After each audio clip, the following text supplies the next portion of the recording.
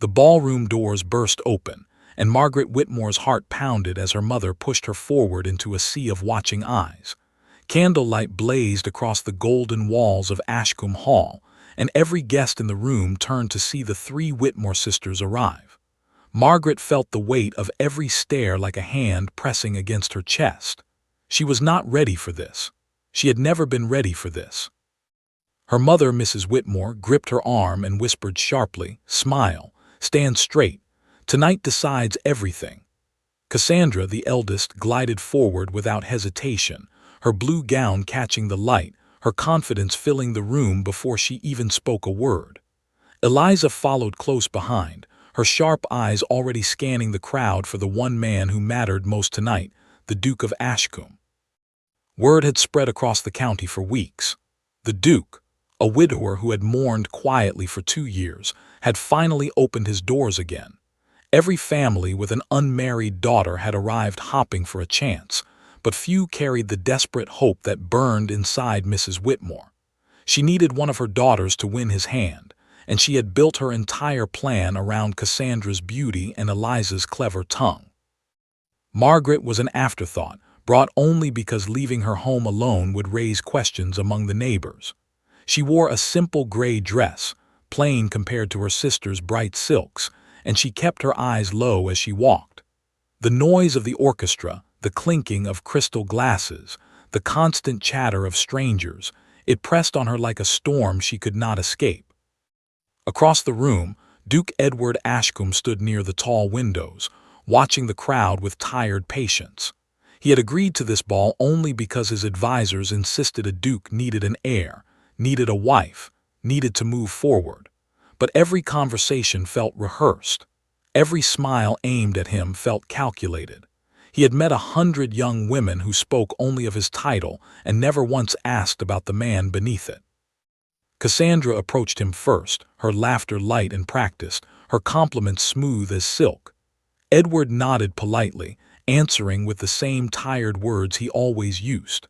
Eliza arrived soon after, steering the conversation toward witty remarks about the other guests, hopping to make him laugh. He offered a faint smile, nothing more. Meanwhile, Margaret slipped away from her mother's watchful eye. The noise had become unbearable, and her breathing had grown tight and shallow. She spotted a heavy curtain near a quiet window at the far end of the ballroom and moved toward it without thinking, desperate for a moment of silence. She pulled the fabric close around her, hidden from the crowd, and finally allowed herself to breathe. She did not know that behind her, through the gap in the curtain, someone had noticed her disappear. The Duke had watched the youngest Whitmore sister vanish from the room entirely, and something about her quiet retreat pulled at his attention far more than anything her sisters had said all evening. He excused himself from the conversation and began walking toward the far window, curious about the girl who wanted nothing to do with the spotlight everyone else was chasing. Margaret pressed her back against the cool glass of the window, grateful for the darkness the curtain offered. Her heartbeat had finally begun to slow when she heard footsteps approaching, slow and deliberate. She stiffened, fearing her mother had come to drag her back into the crowd. Instead, a man's voice spoke softly from the other side of the curtain. "You looked like you needed to escape," the voice said. "I understand the feeling completely." Margaret's breath caught. She peered through the gap in the fabric and saw a tall man standing there, dressed in fine dark clothing, his expression calm but curious. She had no idea this was the Duke himself. To her, he looked simply like another guest who had grown tired of the noise. "I am sorry," she said quietly. "I did not mean to hide in such an odd place. The room felt too loud." "There is no need to apologize," he replied, stepping closer but keeping a respectful distance. "I often think ballrooms are designed to overwhelm rather than delight." A small, surprised laugh escaped her lips before she could stop it. "That is exactly how I feel every time I am forced to attend one of these evenings." He leaned against the wall beside the curtain, careful not to intrude on her hidden space, and asked her name. She hesitated only a moment before answering honestly. "Margaret." "Margaret," he repeated, as though testing how the name felt. "And what would you rather be doing tonight, if not standing behind a curtain avoiding conversation?"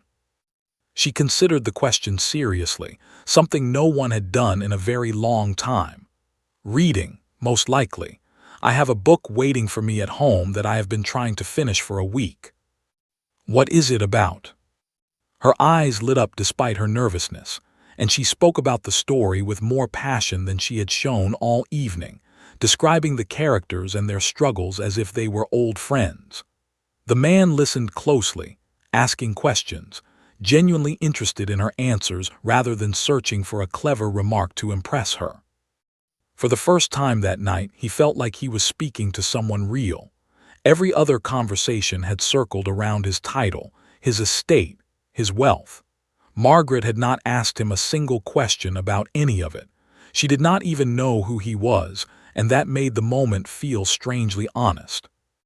Their conversation continued for several minutes, quiet and unhurried, hidden from the chaos of the ballroom.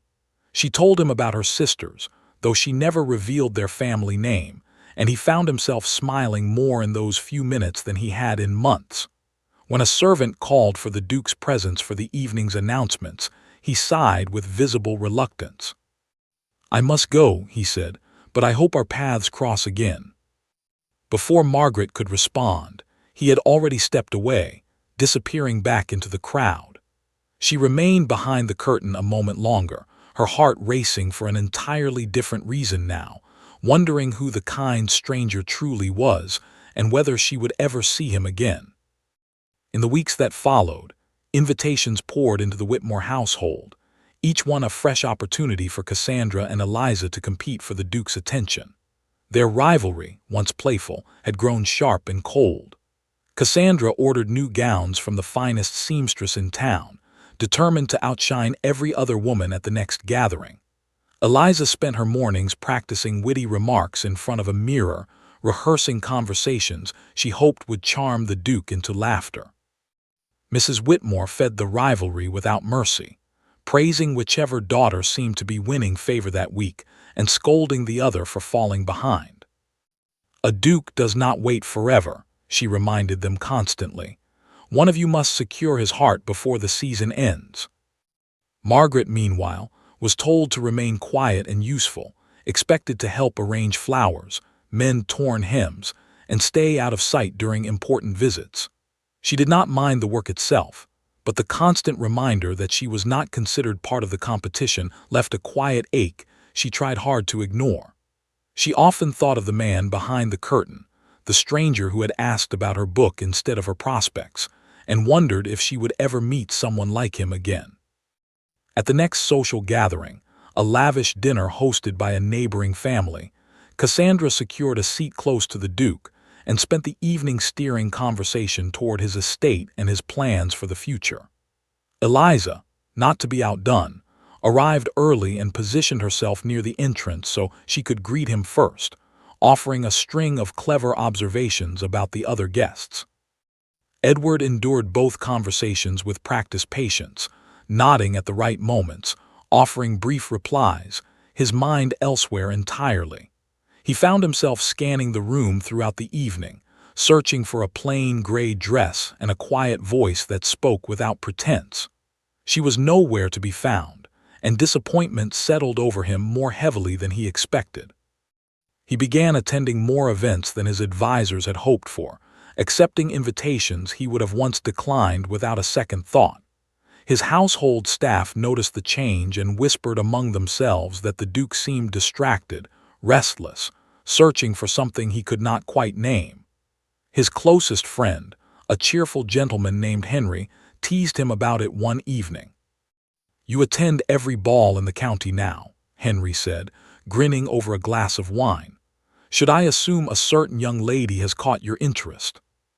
Edward hesitated before answering. "I met someone. I do not know her family name or where she lives, only that her name is Margaret and that she spoke to me as though I were simply a man, not a title." Henry raised an eyebrow, intrigued. "Then we shall have to find her."